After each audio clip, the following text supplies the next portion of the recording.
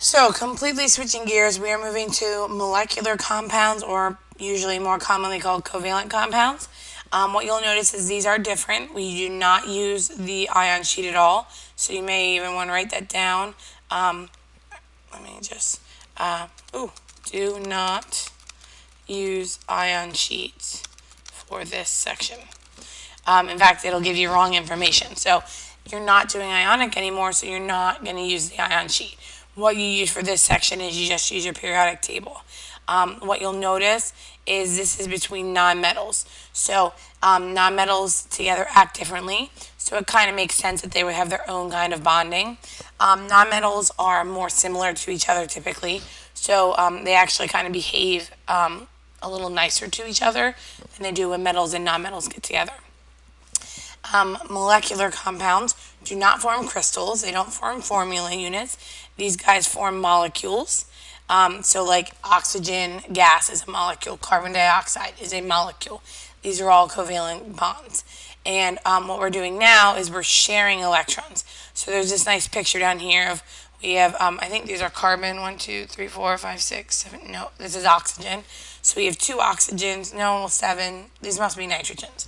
But anyways, these are nitrogen atoms, and you can see that their electron areas are overlapping, they're sharing these electrons, and they have a covalent bond forming. And that's a representation of it. When you have ionic bonding, you have an element takes at least one electron from another element, and then the one is electron deficient, and one has extra electrons. So this is a completely different type of bonding, and it's a completely different type of what you have to do. And it's actually, for a lot of people, easier, but you have to make sure you're aware of when you do one and when you do another. All right, so here are the rules for it. The biggest thing here is when you're doing molecular or what we call covalent, you are going to use prefixes, and you have to end in IDE. If you don't end in IDE and you don't have prefixes, you're in trouble. So the first element comes first. It's usually the more metallic one, and you only give it a prefix if it's more than one. I don't know why they decided this, but they did. So like if you have just carbon, you just call it carbon. If there's 3 carbons, then you would use these prefixes. So you would say tri, carbon, or whatever. The second element always has a prefix. It does not matter if it's 1 or 27. So first element only gets a prefix if it needs it. Second element always gets a prefix. And again, it's just trying to show you that it is covalent. That's why they're doing it, really. But it is kind of tricky for some people. And then you need the IDE ending. So these are your prefixes, and what you'll notice is these are the same ones as the ones for the hydrates. These are not in your blue folder. They're not given to you. So this is something that you would need to write on your note card or just know. So they're not that hard, but just so you're aware. All right, so we're going to do a couple of these. Again, notice all of these elements are non-metal, non-metal, non-metal, non-metal, non-metal, non-metal. This is going to become important when you practice this, because you need to be aware of the fact that how to do the different ones. All right, so remember the first element, you're going to write its name. And remember, if the first element, if there's just one, you can just write, it doesn't need a prefix. So we're going to write carbon. The second element has to have a prefix, and it has to end in IDE. So we have to have a prefix for 4, which is tetra. And instead of chlorine, it has to end in IDE. So it's going to be carbon tetrachloride. This is a nasty chemical. It actually is really good at giving you leukemia, and it's very dangerous for you. So it's not something you would want to play with. If we look at this one, our first element is phosphorus. There's more than one, so now it needs a prefix. There's 2 of them, so you look up your prefix for 2, and this guy is going to be diphosphorus.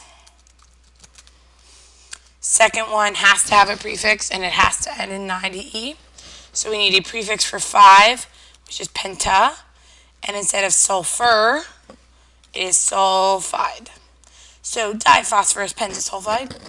And you can go home and show your parents this tonight and sound very, very smart and intelligent. This compound right here, NH3, is commonly called ammonia, which you've probably all smelled. But this is the formal chemical name of it. Our first element is nitrogen, and there's only one, so we just write nitrogen. Second one, we have to have a prefix no matter what. So we have tri, and then instead of hydrogen, we write hydride.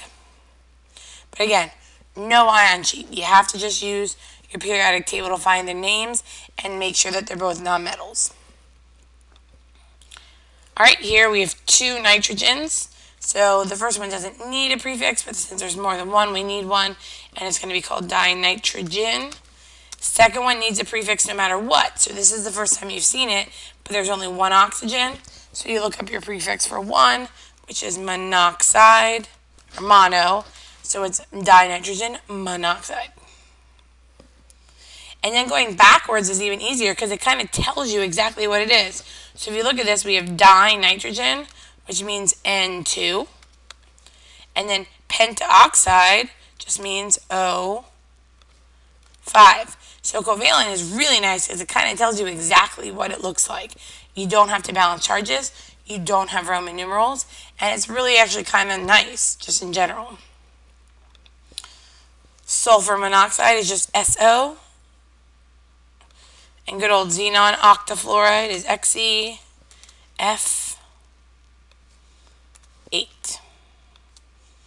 One thing that this is not on, you don't, I'm required to know or anything, but just something that's interesting. You've all heard of carbon monoxide, which is CO. It is a covalent compound, and it is one that's very dangerous to us because what happens is carbon monoxide is actually very similar to in size to oxygen gas, and what happens is it actually bonds to your red blood cells, your hemoglobin, better than oxygen gas. So what actually happens is if it's given a choice, your body will bond to the carbon monoxide. It will take it to your cells thinking it's oxygen gas. It'll deliver it to the cells, and instead of getting, vital oxygen so that you can live, you're actually poisoning yourself. So this is a very dangerous chemical because of its ability to bond to that hemoglobin. And it's slightly smaller. It's a little bit better with the bonding. And it's one of those things why a lot of places have carbon monoxide detectors. So you can pause the video. You're going to try these guys, and then the answers will be up here. And you can pause, and then 20 seconds later, they'll be back up there, and you can see how you're doing. So these are the practice of ionics, so that you don't want to forget those because you need to be able to do those. And then these are your practices of covalent. We are going to work on soon how do you tell the difference, because that is an important skill as well, because on your test, they're all going to be mixed up. So you have to be able to nail each type so that you know which one. But again, work on it for now. I'll stop talking. You're probably sick of it already, and then you'll see your answers in a little bit. All right, so take some time. You want to check your answers here. So your answers to number 1, number 2. Here's the formula for number 3, and then the atoms and the ions like it asked you. And then here is your covalent stuff down here. Again, you'll have more practice time today. You need to practice this. If not, don't be surprised when the grades aren't what you want.